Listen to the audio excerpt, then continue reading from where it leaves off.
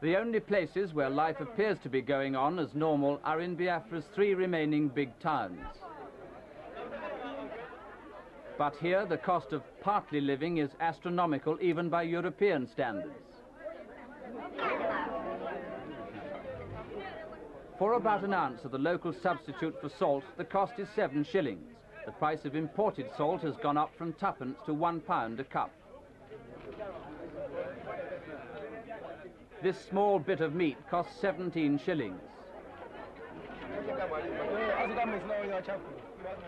A bar of local soap has gone up from a few pence to 7 shillings.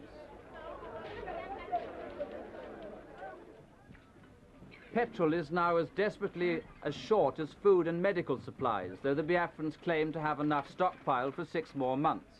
But there is so little of it that essential supplies cannot be moved about the country.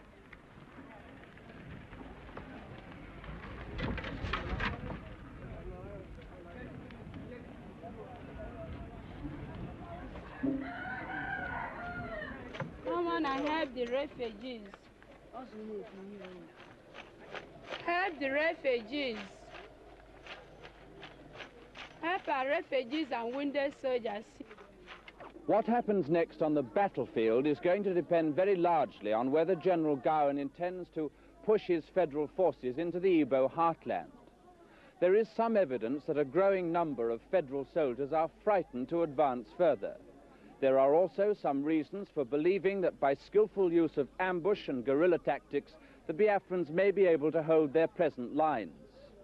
Against this background, some observers believe that General Gowan will choose to halt the federal advance, will try to consolidate his present positions and aim at starving the Biafrans into submission.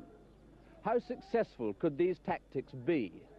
Well, there is overwhelming evidence that if the war is not stopped and the blockade not lifted, upwards of 1 million people could die of starvation in the next 6 or 7 months.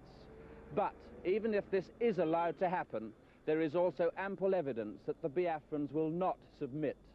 They have surely proved that they will die rather than be forced back into a Nigerian federation.